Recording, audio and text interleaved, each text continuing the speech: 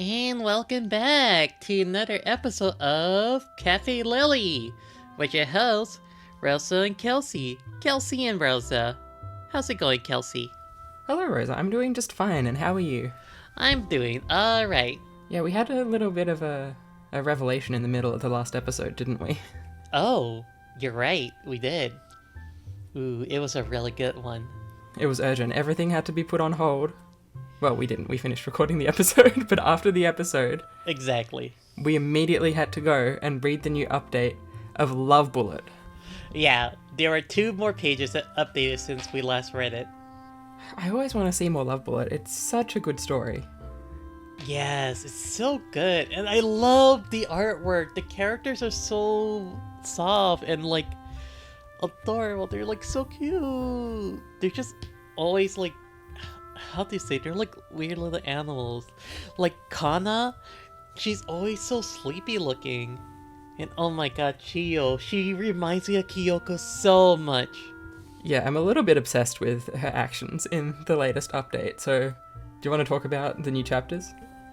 Oh yes. So, in the latest chapter, Chiyo decides to do a little contest with Kana and Kaharu. Yeah, Chiyo, she's always a competitive one, so they go out on a mission together and decide that the first person to shoot the target accurately in the Cupid fashion will win the challenge, and the loser has to do whatever the winner says. Now, it was a little confusing at first, especially for Kaharu. While she was trying to take aim, Chiyo was giving her some tips. How to aim properly, how to not worry too much about the recoil, and it was pretty confusing to them. Why is she helping us? Does she want to lose? But Chiyo's always got a plan. She always got a plan. When Kana was taking her shot, Chiyo decided, alright, and then Karu started falling off the building, thanks to Chiyo pushing her. This is a little bit insane, just a little bit. Because Chiyo does say, don't worry, you can't die from this, but I'm fairly sure that Cupids can still feel pain, just based on the evidence we've seen so far. So throwing someone off a building seems a little bit drastic. Well, it looks drastic, but I feel like Chiyo knew that either way, Kaharu was going to be safe. But Kana wasn't. Kana wasn't. She was a bit hurt, but Kaharu is okay. Thanks to Kana. Yeah, so Chiyo threw Koharu off a building to win the little contest. That's the kind of extreme that she's willing to go to. Yep. Lucky for them, it wasn't something too crazy. They decide she had them go on a trip with her to the countryside. And Kana falls asleep on the way there. Yes, of course, she's always sleeping. She has such a sleepy look to her. And the goats are cute too. Can they see them? I know the pigeons can, but the goats too?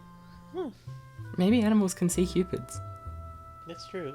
It's like how they say animals can see the supernatural. So, as soon as they reach their destination, it's at a little farm. What is it about this farm that made Chiyo want to come here? And then they learn there was a little field trip going on.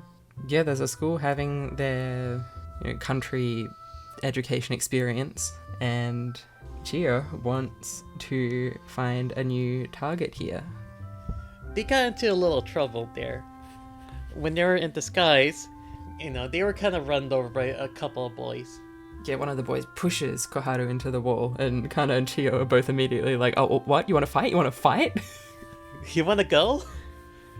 And then the boy's like, we're not gonna go crazy over girl. Let's get out of here. So they just left to keep messing around. And while they were examining the targets, Kaharu took a moment to help out a student in cutting the carrots. And after she was done, Chiyo went up to her and told her, hey, that's our target. Here's her crush. And her crush was one of the boys. Yep. I mean, I guess that's an interesting question that a Cupid needs to be able to ask. What happens if your target's crush is just some jerk who you don't approve of? I never really saw it that way. I knew it was going to be a difficult task, but that's interesting when you put it that way.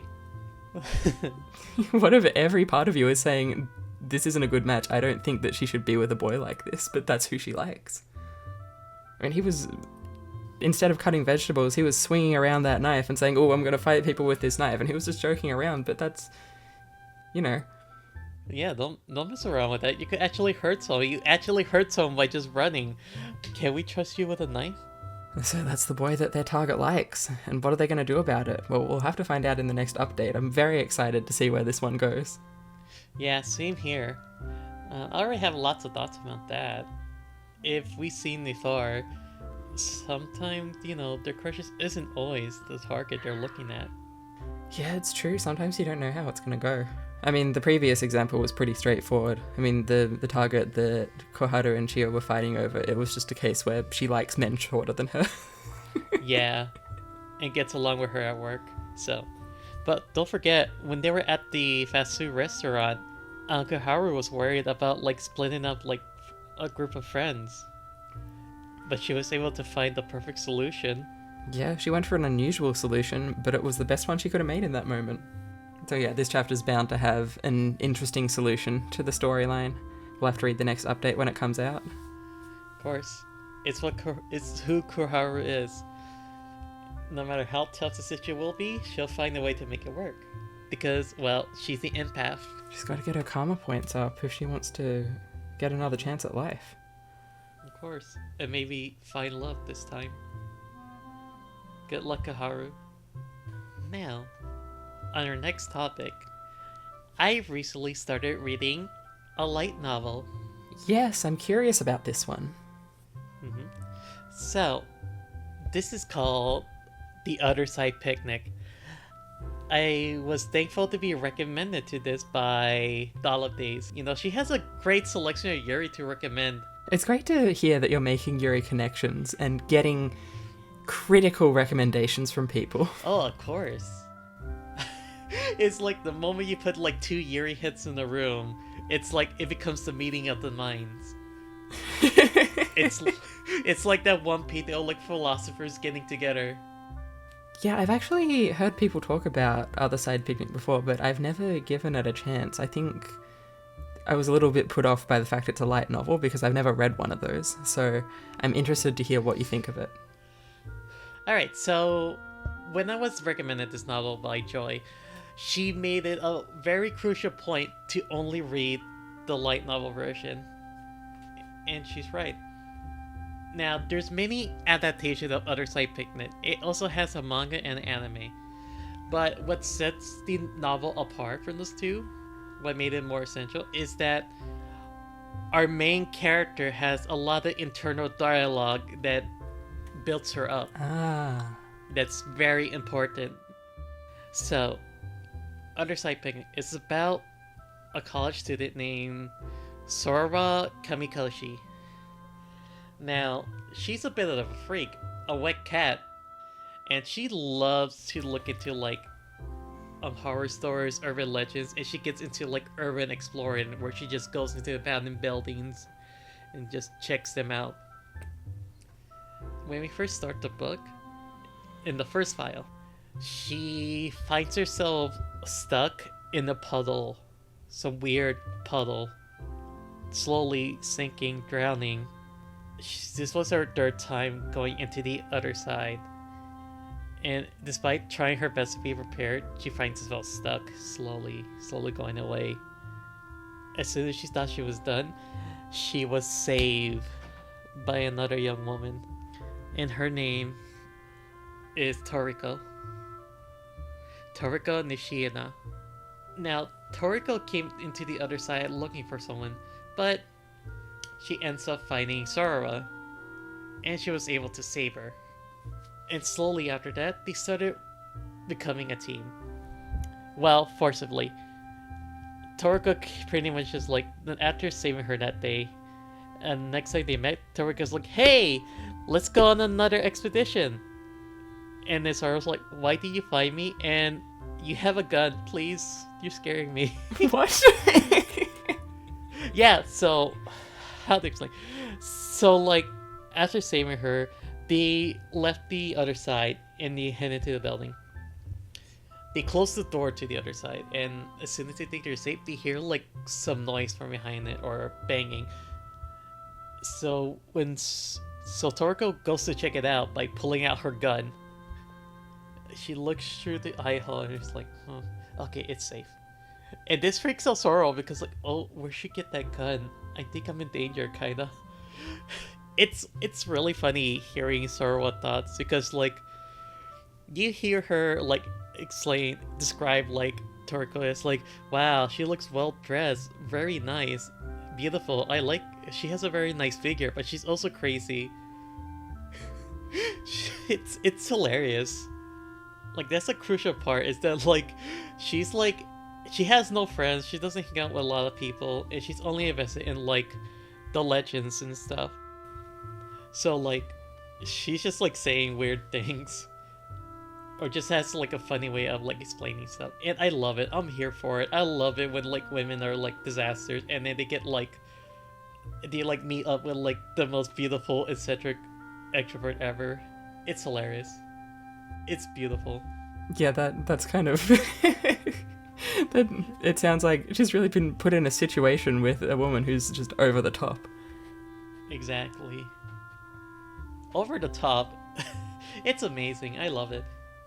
Now, here's how Toriko got Sora to come with her. Toriko is able to sell the stuff they find in the other side and share it with Sora, who's gonna use it to help pay off her student loans. Ooh. Yeah, that's what makes it worth going back in there. So as soon as they go back on their second expedition together, they encountered the Kuni again. And here's where the horror element comes in. Sora slowly starts freaking out and going... She just starts losing control. She can't focus straight. Everything's starting to go blurry or something like that. It's very tense when it comes to like describing the creatures they see. They actually encounter like a corpse in the other side that was taken by the Kuni. As you see, it was like bubbling up, like there was little things growing under the skin. Ugh. And the mouth left a gape with his hand covering it. And during their encounter with the Kuni, they were having difficulties trying to kill it because for some reason the rock salt wasn't hurting it. And the bullets wasn't doing anything. And luckily Sora was able to figure out that she has to be able to perceive the Kuni in order for it to be harmed, using her knowledge of like urban legends and creepypastas and such. And that helps him get out of the situation and retrieve another artifact. It's also really funny because like Sora was like experiencing horrors beyond like comprehension. And then after they were done, they kind of just ran back. It's like laughing. It's like, haha, we did it. We made it. We did it. Oh my god. It's crazy. But I'm all for what this book has going on. Now, that's what happens in the first file. And I can't wait to see more. And see what's Toriko's business and why she's looking for someone. And there's a lot of strange lore implications going on in the background. Toriko was able to get like the ammunition and weapons she had by like digging them up in the ground. They theorized that there were probably like some sort of military that was passing by here before they ever did. Huh. Yeah. So a lot is going on in the other side. This is an interesting premise. I'm really considering giving this a look. I do understand, based on your description, how this would be better enjoyed as a novel rather than as a manga. Like, I think I understand where people are coming from when they say that, based on what you've told me. Yeah. And it definitely allows for it to be a more personal-like experience, because the description of these creatures leaves a lot to the imagination. Plus, like, another major part. Sora was like internal monologue is hilarious. What a nerd. So wait for you to read it, and I can't wait to read more. I just always want to see women in a situation. Absolutely, same. We're always doing that. I'm working on it. You know what? Are you working on it? I'm looking at the calendar. I'm looking at the days flip by. Yeah. Of course, I'm always doing that. I could put you in a situation as well. No, you really don't have to do that. Yes, I do. Now, that's enough of Otherside Picnic. I recommend either supporting it officially through buying the physical novel and the ebooks. That's how I've been reading it. Yeah, I've never read a light novel before. I think I was a little bit prejudiced against them. I thought they were all, isekai nonsense. I mean, it's kind of isekai here, but really, I think it's just like, the majority of like the genre has been released there. You know what I mean by isekai nonsense, though. Yeah, I know. Either way, I think we haven't been looking at the full picture. Yeah, you can't be prejudiced against a whole medium. I have to give it a go, and if there are more interesting light novels, then I'll have to check those out. It's like Kanata said. What did she say? I don't know. Okay. Anyway, what about you, Kelsey? Anything you've read on your own time? I don't have anything to bring to the table today. I think this is going to be a bit of a short episode, but we need those every now and then. Yeah, we need those. So, that was really fun. I'm glad we got some good recommendations and experienced some good stuff. Especially Love Bullet. Please, Love Bullet, stay alive, come to the country. Please, we need to see an official English release of that one. I need to have that one on my Yuri shelf and to presumably pass it down to future generations of Yuri fans. Of course. Funny story. So at Kinokuni, they've been heavily advertising the guy she was interested in wasn't a guy at all. And when my friend saw the sign, he said, "Oh right, so they like get together and right, yeah, definitely." But like he took a double take and like, "Oh wait, this is a straight?" And like, no, what do you thought they say? He said, "Oh, I thought it said the guy she was interested in wasn't interested in her." It's like, no, it's a Yuri. The guy she wasn't interested in wasn't the guy at all. And he said, "Oh wow, I felt stupid."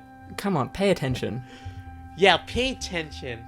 Like, why would I be going nuts over like a hetero manga? No, I'll be going nuts over Yuri any day, anytime, anywhere. Give your full attention towards Yuri. And until we next open the cafe, that's what we're going to be doing. Of course, exactly. Maybe we'll find some new Yuri. Maybe we'll have more to talk about the other recommendations. Maybe I'll have a lot more to talk about in Otherside Picnic. Yes.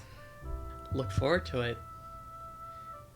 Now, thank you all for joining, and we hope you have a good day. Thank you. See you next Yuri.